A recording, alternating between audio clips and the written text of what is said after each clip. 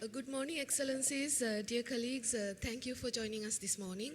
And we are honored to have the presence of Ambassador of Sri Lanka, His Excellency Sumit Dasanayake, Permanent Representative of Sri Lanka to the UN.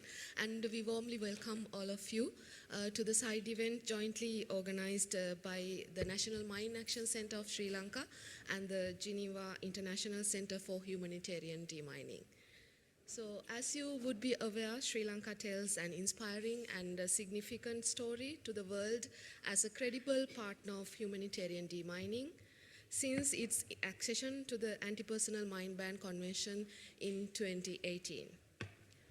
Over nearly a decade, the National Mine Action Program has passed several milestones with its innovative approaches, transparent and data-driven demining process.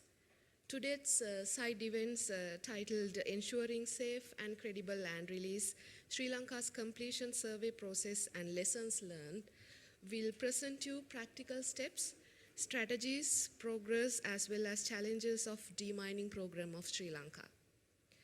So let me introduce the distinguished panelists joining us today. I warmly welcome Engineer Kumudulal Bogahavatta, Secretary to the Ministry of Housing, Constructions and Water Supply of Sri Lanka and the National Director of Mine Action of Sri Lanka. And we also have Mr. Mahinda Wickramasinghe, Deputy Director of National Mine Action Center, and Mr. Sri Mallikarachi, Sri Lanka IM Advisor attached to the GIS-based, and our dear colleague Osha Musselberg from GIS-based, Program Manager and of Strategic Planning. So I would like to warmly welcome all of you to the side event and very well welcome, and I would like to thank you for your contribution over the years and to gather here today to share your insights and experience. So first I would like to invite the National Mine Action Director of Sri Lanka, Engineer Kumudulal Bogahavatta, Secretary to the Ministry of Housing, Constructions and Water Supply of Sri Lanka, to set the scene and give us an overview of how Sri Lanka's Mine Action Program is operated. Over to you, sir.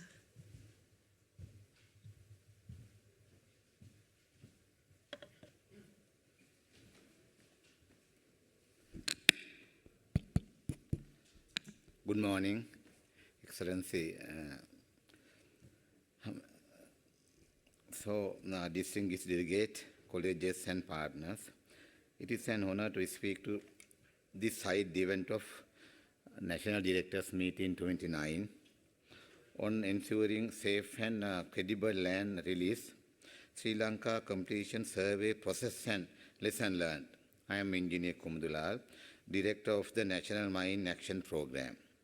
Over 3 decades of the conflict left Sri Lanka heavily contaminated with landmines, improvised explosive devices, and other explosive remnants of war.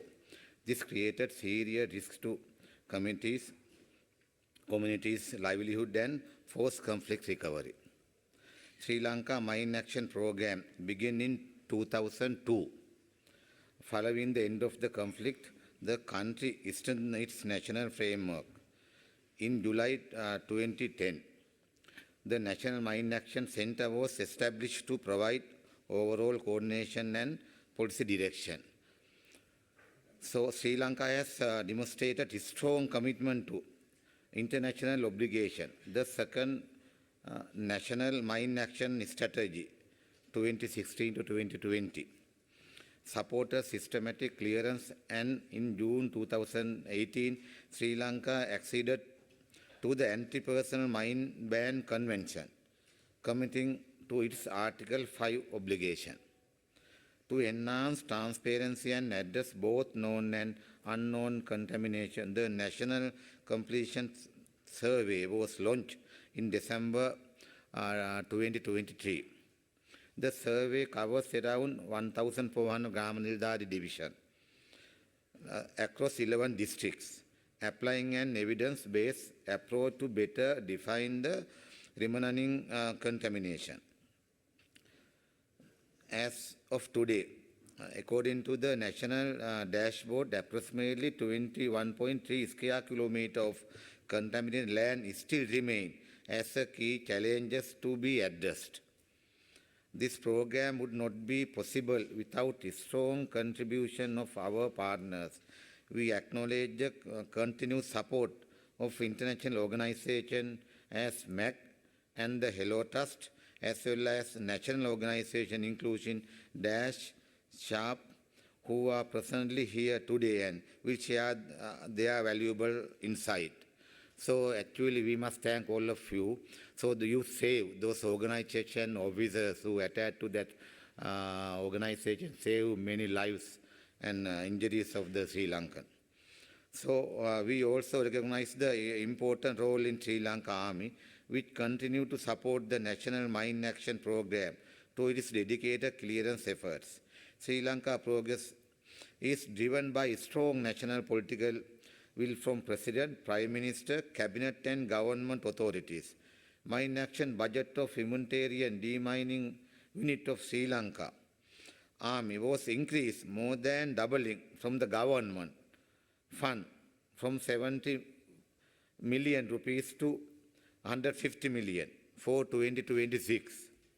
On behalf of the government of Sri Lanka, I extend our sincere appreciation to all donor countries, demining organizations and partners whose continued support has helped clear contaminated land and most importantly save thousands of lives.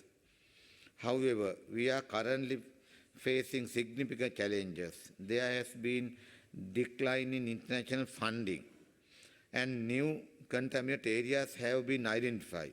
These factors have affected our ability to meet the original Article 5 deadline.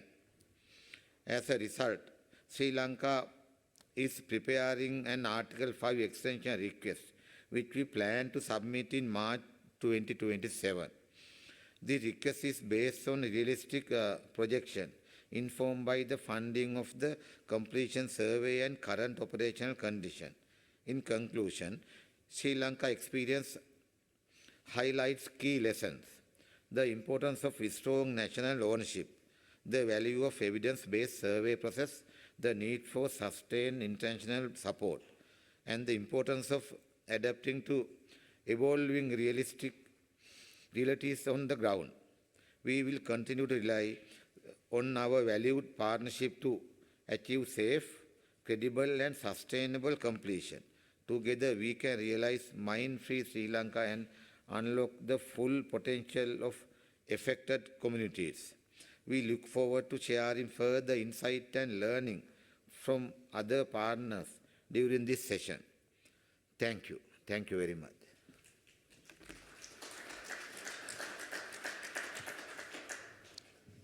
Thank you.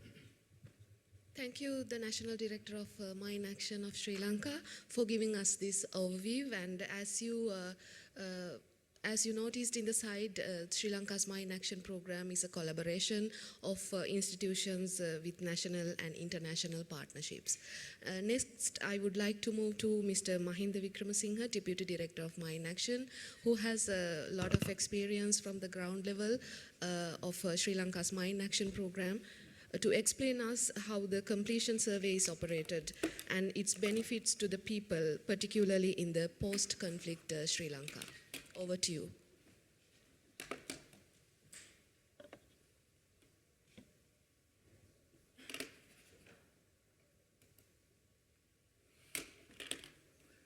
Thank you very much, Sarita, and good morning, ladies and gentlemen. I'm Mahinda Wickramasinghe, Deputy Director of the National Mine Action Center.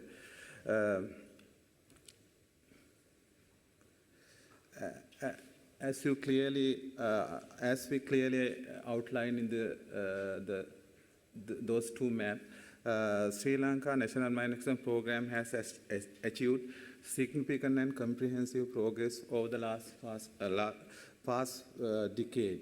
As illustrated in the slide, in 2010, total 254 square kilometers of confirmed hazardous areas were recorded in the northern and eastern provinces. These areas severely hindered the development initiative as well as resettlement process across the country. Today, I am pleased to report that this has been substantially reduced with only 21.3 square kilometers of contaminated mined area remaining to be cleared, representing approximately 10% of the original contamination. However, it is also important to note that since 2023, an additional 8 square kilometers of the previous unknown contamination has been identified, reflecting the complex nature of the remaining challenges.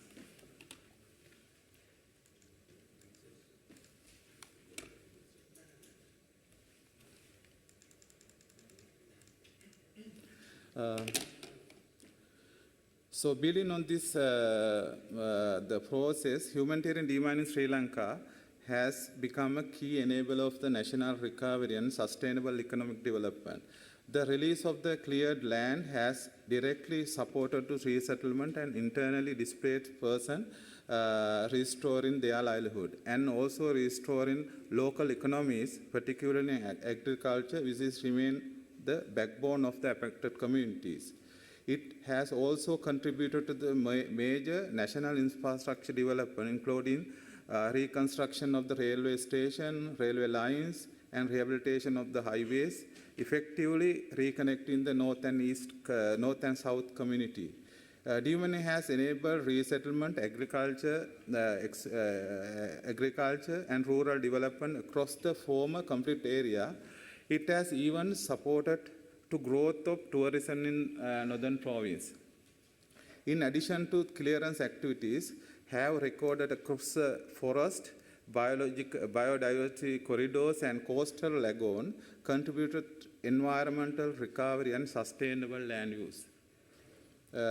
Over Sri Lanka experience clearly demonstrate that mine action is not a standalone activity, but an essential component of long-term development, peace building, and socio-economic development.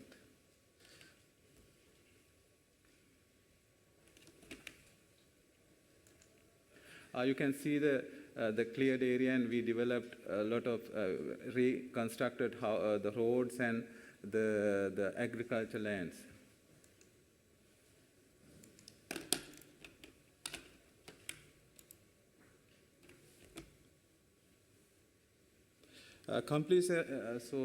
The completion survey in Sri Lanka plays a critical role, and it is providing systematic, data-driven, and transparent mechanism to confirm the completion with the Article 5 obligation in APMBC.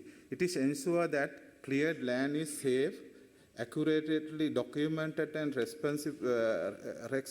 responsibility released to the civilian use thereby strengthening national accountability and international confidence and community trust. The process demonstrates that all reasonable effort means minimum acceptable evidence-based and standard to identify, remove all explosive ordnance contamination has been applied.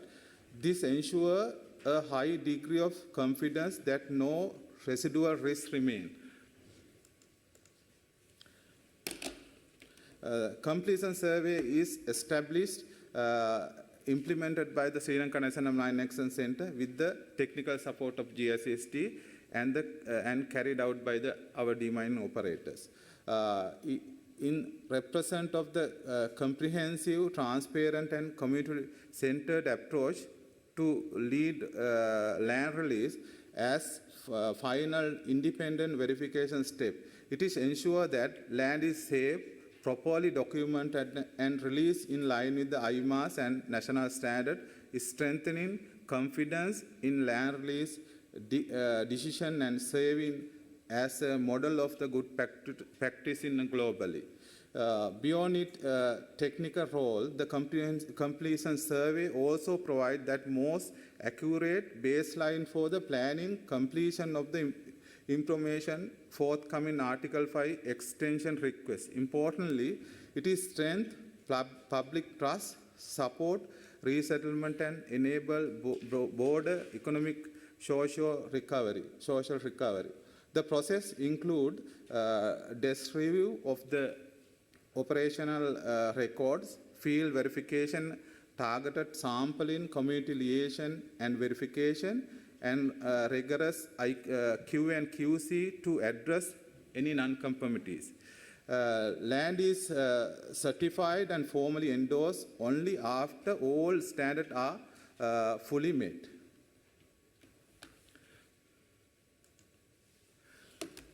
At the completion survey is a core. The process helps building a trust between the affected community and the government institute through the structured, transparent, and evidence-based approach.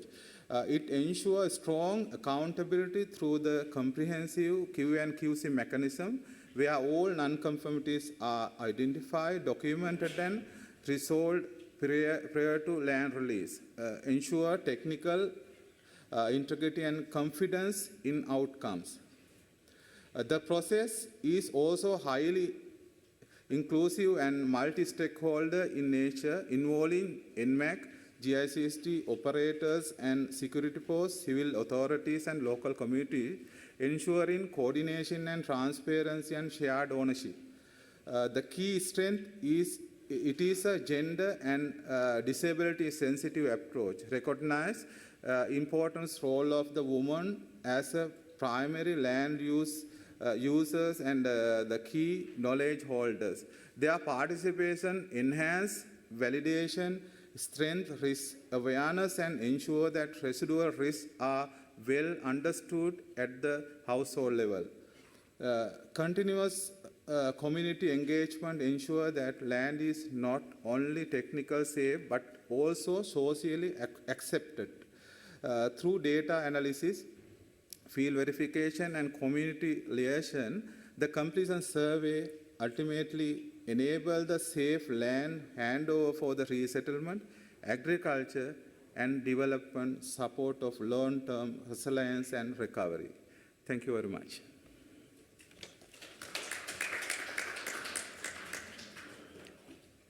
Thank you, Mr. Wickramasinghe, for briefing us on how the objectives of the mine clearance within the framework of the convention ultimately contribute to the enhancement of livelihoods and the people. Next, I would like to turn Mr. Sri Mallikarachi, Sri Lanka IM advisor from GIS-based, to take us through the National Data Repository, Completion Survey Dashboard, and how geospatial data survey in mine action works. Thank you. Yeah, thank you very much, Sarita. Thank you very much. First of all, let me thanks. This is very collective effort, dashboard development. I must thank National Director from Sri Lanka National Mine Action Center is giving consent to develop this dashboard and completion survey process, and Oza Mezelberg, implementation of strategies in Sri Lanka. Especially, I must thank Olivia Dema, is the key person for development of technically, and Andrew and GIS-based present here, and all organizations, their commitments on this dashboard. So this is very briefly demonstrate the completion survey dashboard, which plays a critical role in supporting the achievement of Article 5 obligation. This is actually enables dashboard systematic monitoring, validation, and reporting of completion survey progress, ensuring that all information is accurate, transparent, and accountable. You can access completion survey dashboard using QR given here. You can apply username nmac.donor, password donor 2027. While you access, I can explain that how integration of IMSMA-NG data, that is hazard areas, completion, all that URE and accidents data, all those has been integrated with this platform, with the geospatial data and also the community information data. That is very comprehensive database, which enable from the IMSMA-NG database, all the spatial data integrated in with the completion survey dashboard. Just let's go for demonstrate, very quick demonstrate we have developed. Then you can access the dashboard using the given QR. Can you just play that? Click it. No. Yeah. Yeah. You can see that. When you access this, you can see the completion survey, all the information on the platform. You can see the dash, hello, Mac, and sharp. They can access, and temporarily your all completion survey progress. You can see from the inception of the completion survey. Let's go for completion survey dashboard. It takes little time to load in the data. You can see when you log into that. So you can see here there are 1,400 GN division, that is administrative, in Sri Lanka last. We have already declared 1,110, and declaration completed, that is endorsed by the government, 1,119. You can see the 95, 716, that is the IMSMA data incorporated with here. You can see when you log into the system, one by one, we can select province-wise, right?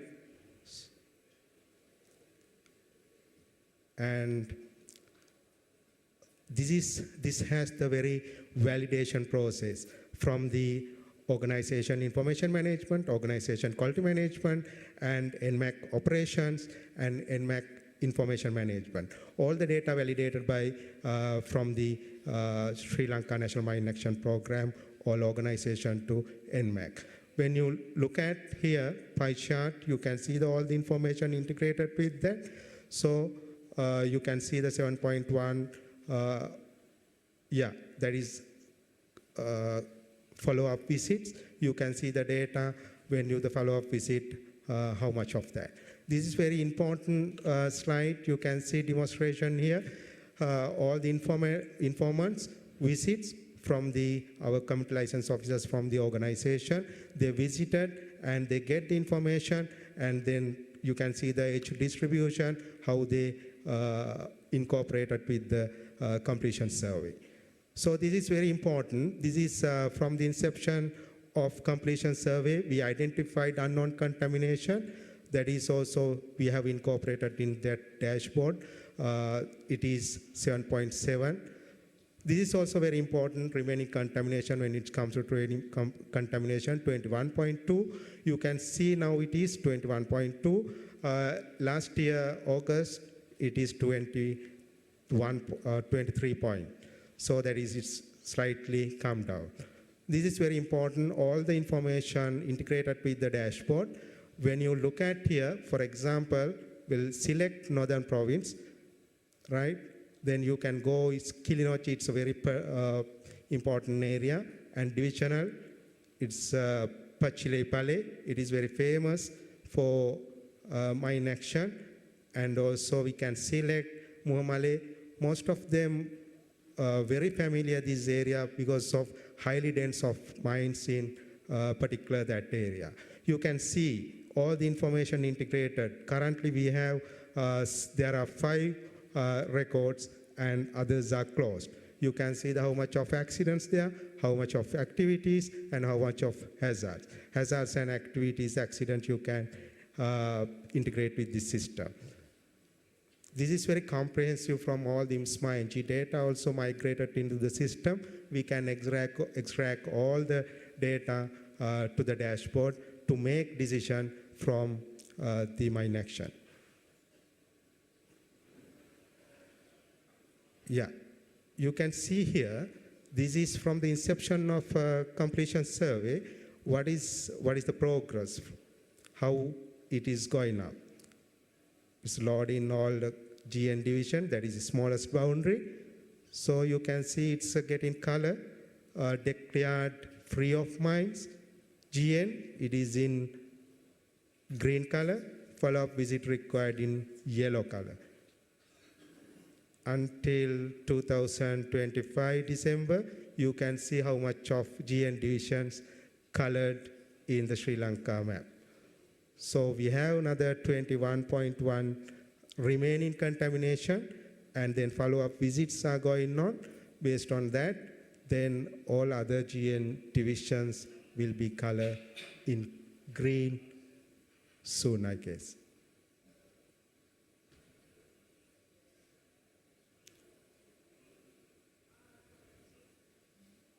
Yeah. Thank you very much.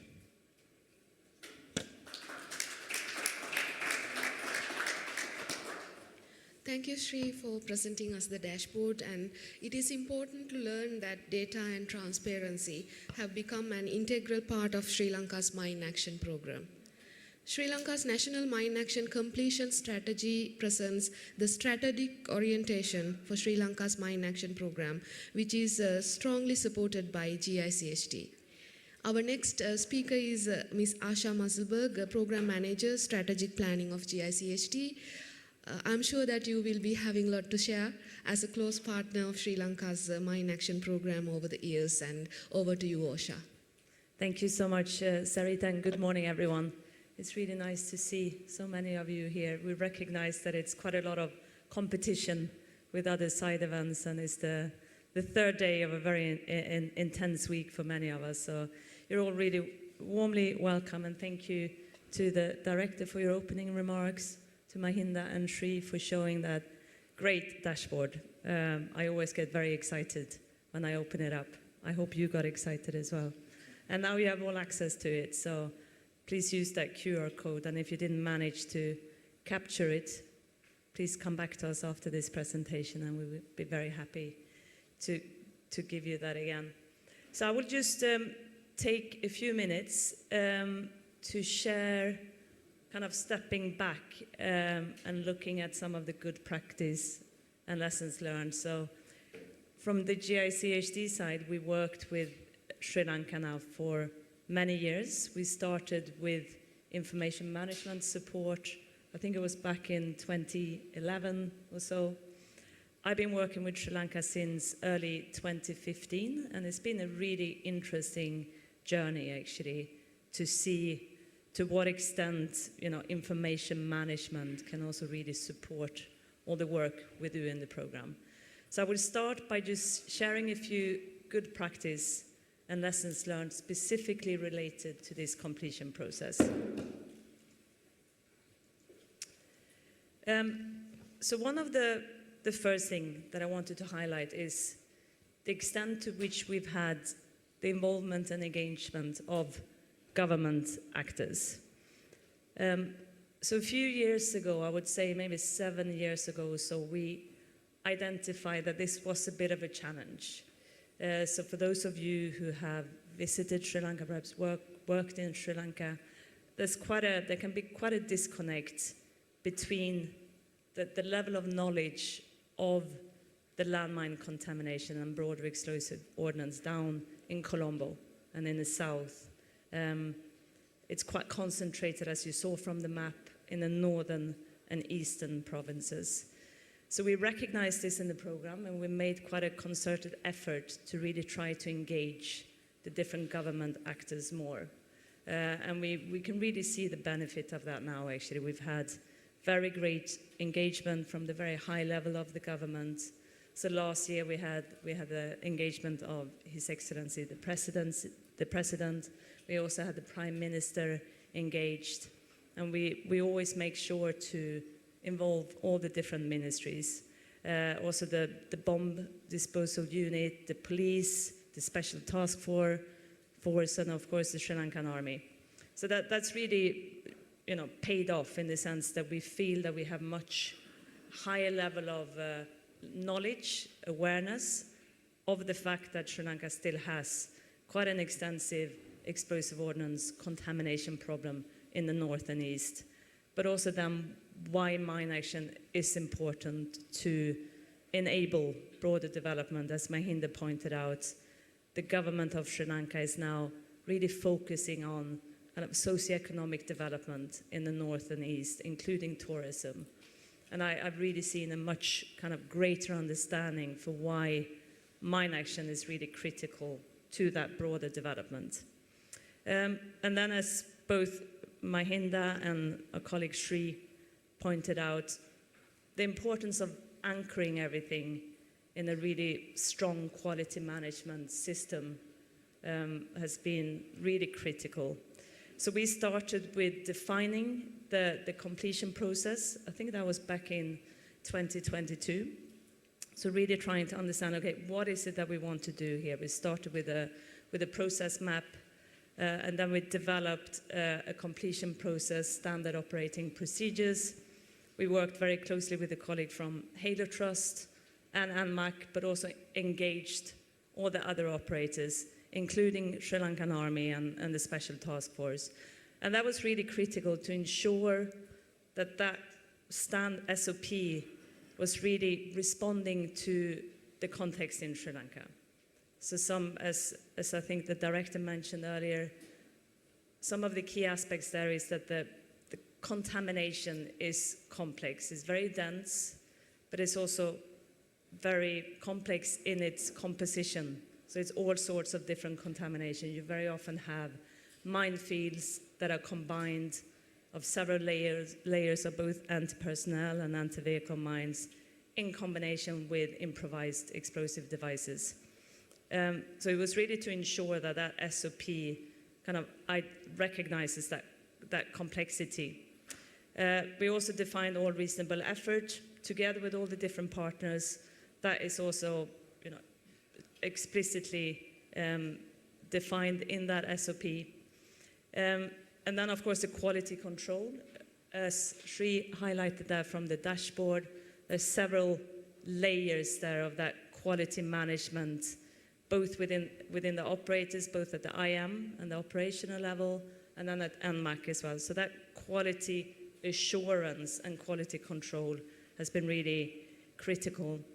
Another thing that we have made sure to include or to base this process around is to have the regular consultations.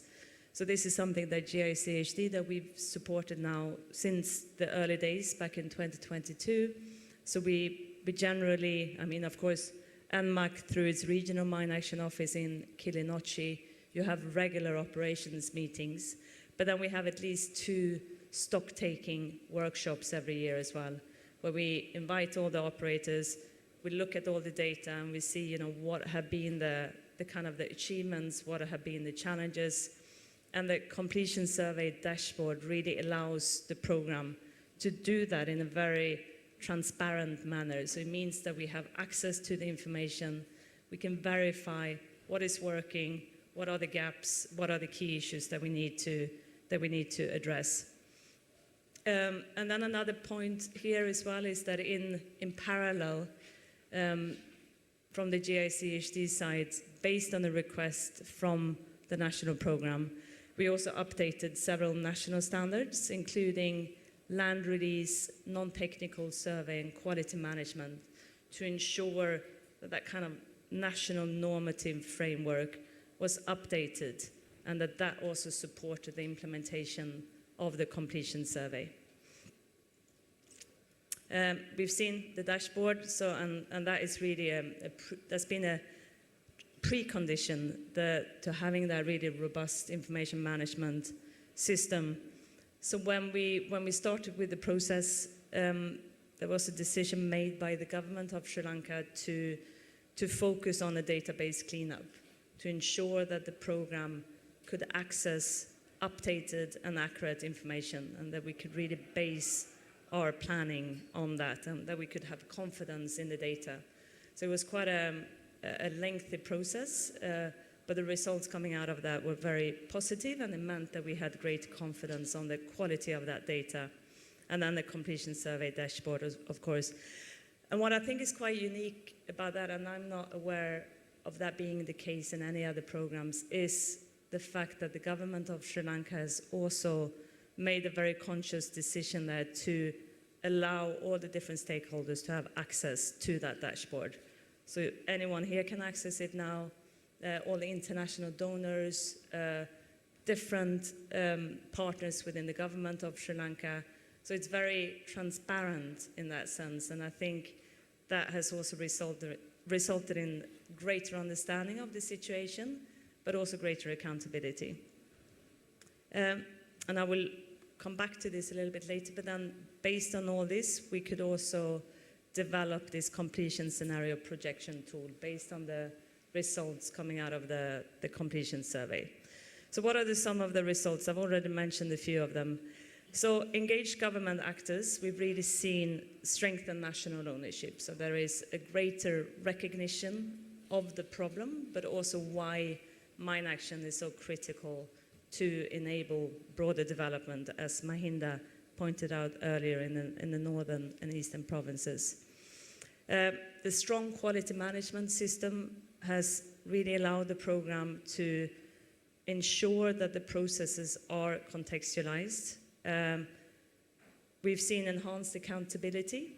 There is greater kind of clarity on the roles and responsibilities. And then also the accountability. So the dashboard really allows the program and all the stakeholders to track progress in real time. That dashboard is updated on a very regular basis, so everyone has access to it. It's a really very, very high level of accountability. And all this allows the program to ensure continual improvement, which of course is one of the key guiding principles of quality management. Again, by focusing on updating the standards in parallel, also ensure that we could have consistent and standardized operations. So Sri Lanka, we had the opportunity to update these standards based on international good practice and updates that had been done to the international standards. And again, the information management system, the fact that there was a very conscious decision to focus on the database cleanup meant that the program, we had a high level of confidence in the data and that we could really use that for evidence-based planning. And then again, the last part here on the completion scenario projection tool has allowed the government of Sri Lanka and the program to really engage more in evidence-based planning. We have evidence coming out of the completion survey, and there are a few other factors there as well that I will share with you. So all in all, it's been a very, very interesting process to see how this has taken shape actually from the very beginning, with the recognition from the government that they really wanted to do this completion survey, and the openness, reaching out to international partners and wanting to collaborate in that process. So just some key recommendations here. So what we've seen from Sri Lanka is the value of starting to plan early. So not leaving this to the very end, just before you expect to complete. And then also to secure that broad stakeholder engagement. Sri Lanka's mine action program is relatively small, with only 2 international partners, MAG and Halo Trust. And then you have the 2 national operators, as Mahinda showed earlier, Dash and Sharp, and we have colleagues here with us, which is great.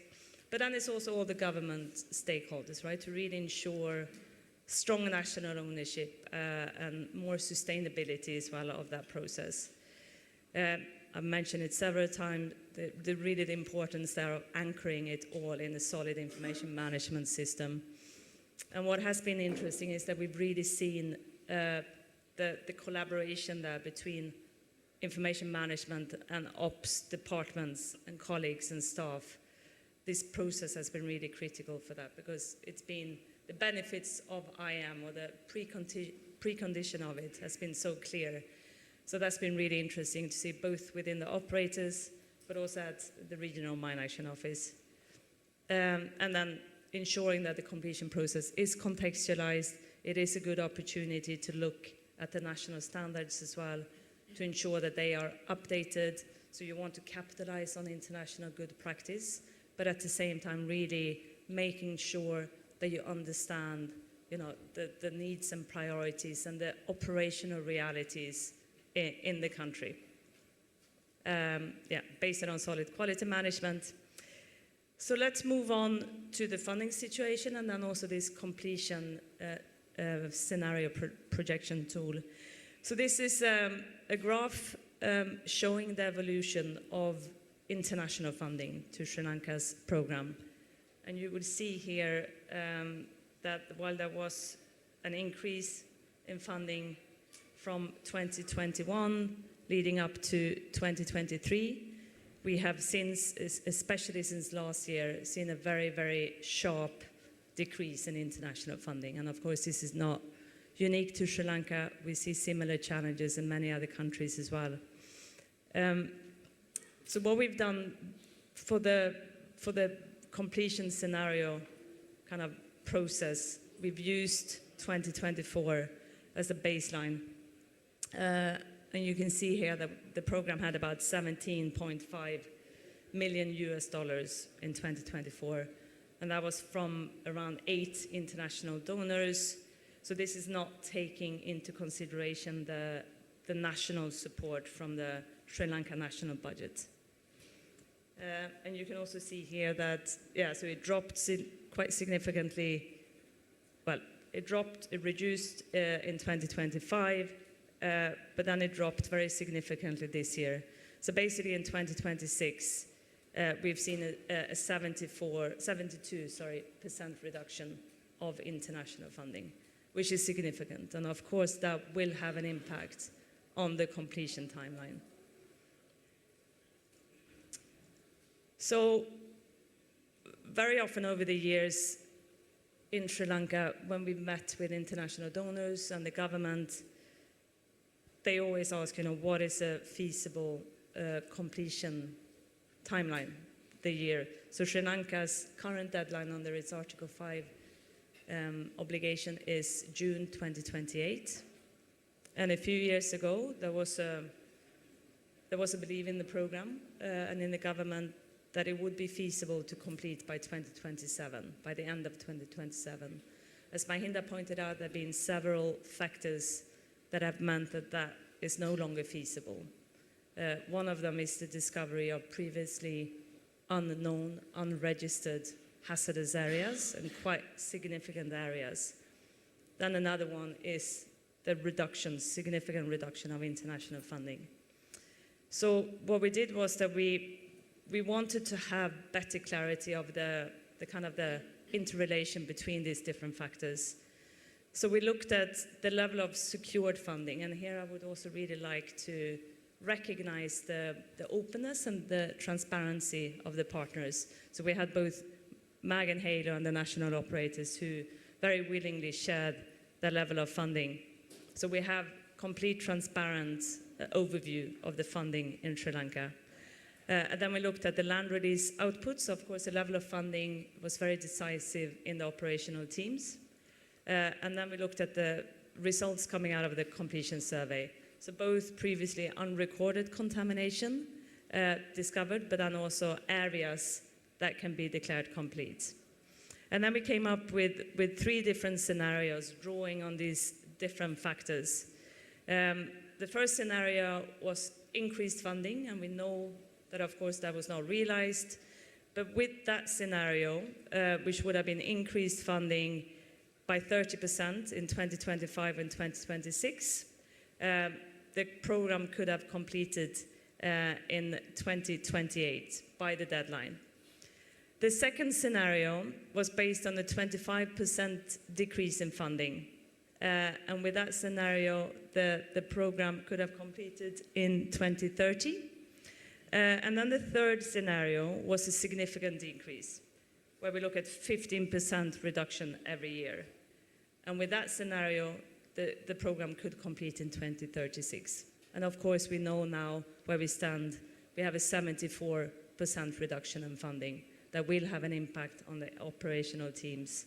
So we will update these scenarios when we meet together in June to make sure that we have updated scenarios that reflect the current reality.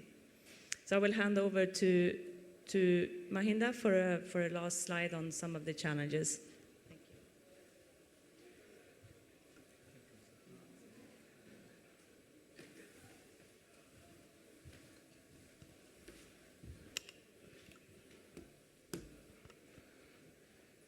Thank you very much, Osa.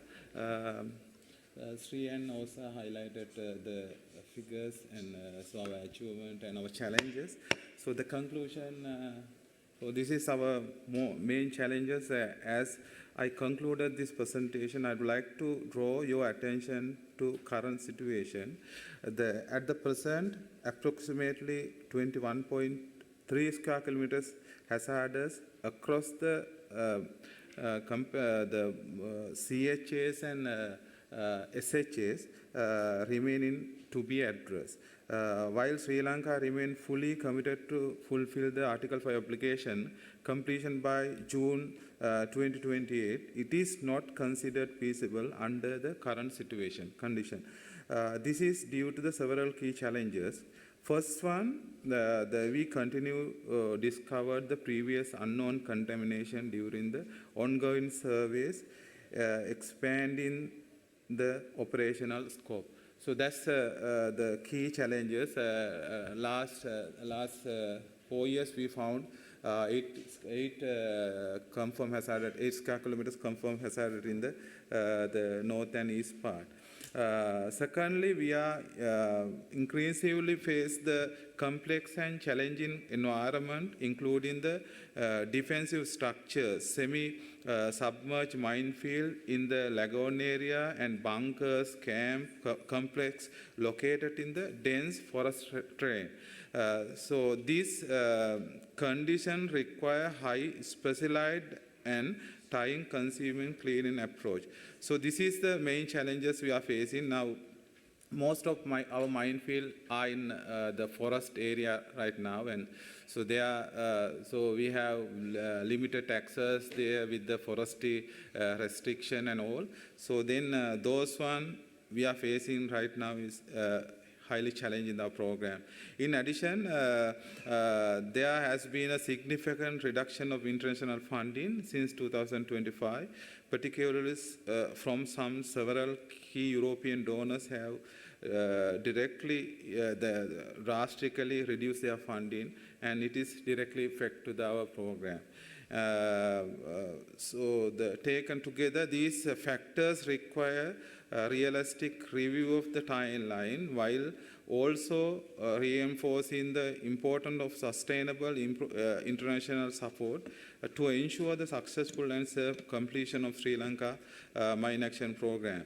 So, the distinguished delegate and ladies and gentlemen, before I conclude, on behalf of the Sri Lanka, I would like to sincerely thank all our international partners, donors, implementing organizations, and technical advisors for their continued support and commitment contributed to the save life and restoring livelihood in Sri Lanka. Your partnership has made a real and lasting differences for affected communities.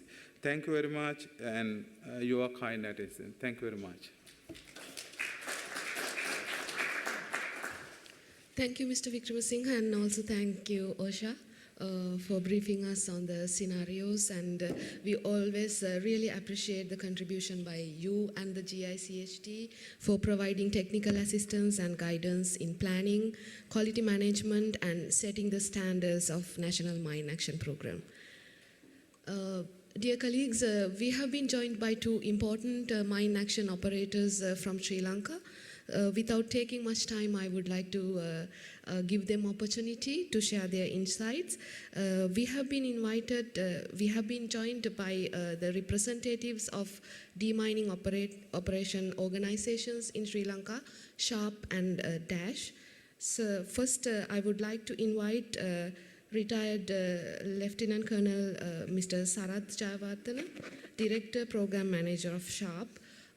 As you would noticed from the presentation, it highlighted one of the challenges of ongoing completion survey as the shortfall of funding.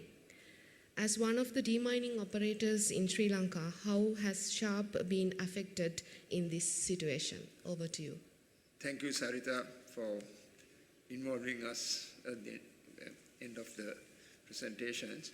In fact, it's not only SHARP that is affected by the shortfall of funding, but all the demining organizations working in Sri Lanka, that is Halo Trust, Mine Advisory Group, and the local organization DASH, all of us are going to be affected by any reduction of donor funding.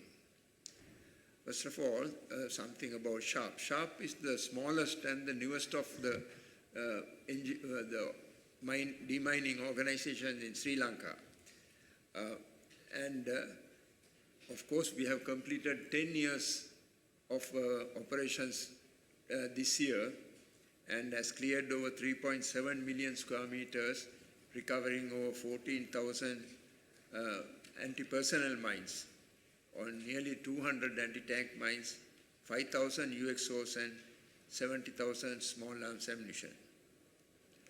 As far as SHARP is concerned, we will be facing a major crisis if our leading donors do not continue beyond 2027, and which would mean, first of all, a reduction and unemployment of about 45% of our cadre.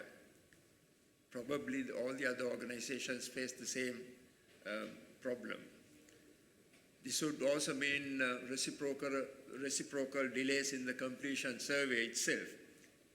And furthermore, it will affect our national completion timelines, which will be extended beyond the Article 5 stipulated deadlines for Sri Lanka, and which will also result in the delay in our theme of a mine-free Sri Lanka as early as possible.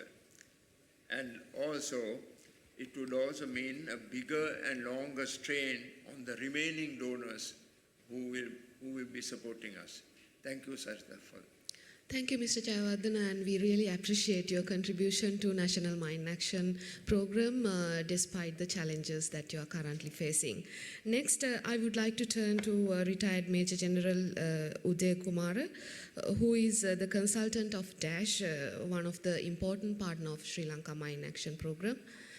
I would like to ask you, as you know, the completion process relies heavily on solid information management, accurate data management to document the final parameters of cleared areas and ensure that any newly discovered areas are included in the final strategy.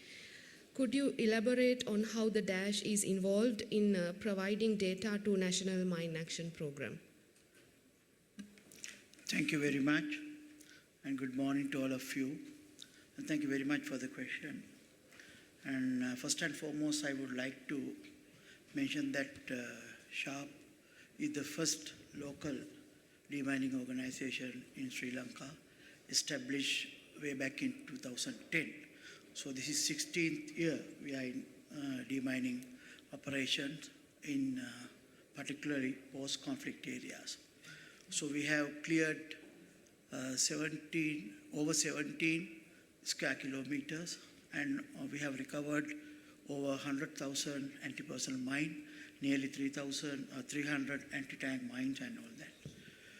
So coming on to the question that you raised, how we support on the National Mine Action Center in terms of providing accurate and credible data. So DASH has well-established information management department headed by information management executive. So we use ArcGIS Survey 123 software system.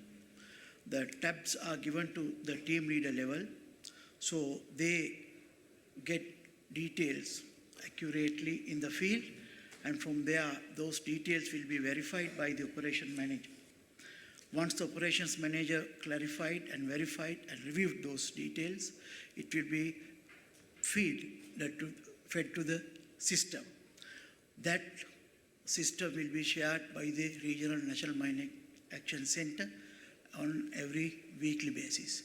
So if there is any even minor discrepancies, we will always have a dialogues, discussion, consultation with the National Mine Action Center, Information Management Department, and clarify those. We also have the similar kind of dashboard system. So that is how we provide accurate data into the National Mine Action Center. Thank you very much.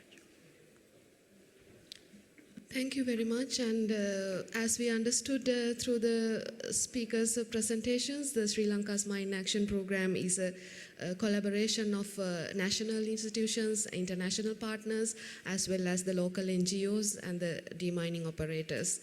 As the key takeaways, we understand that the data and the transparency and the accountability plays a major role, and the funding has become a challenge as common in all the sectors, and we need to materialize how to overcome all these challenges. Yeah. So we are running out of the time, but if you have any questions, we can take one question. Yes, please, go ahead. I was lucky. My name is Yaroslav Yurtsaba with the OEC Support Program for Ukraine. Quick question. We all know that economic development goals, they determine the priority setting in mine action. It's kind of a common thing, we understand that. On the day one of ADM, Ukraine's Deputy Minister of Economy presented Ukraine's planning tool for setting priorities called GRID. And I wonder, in the case of Sri Lanka, what kind of planning tools for priority setting have been used when determining where to go? What should be clear first? Thank you.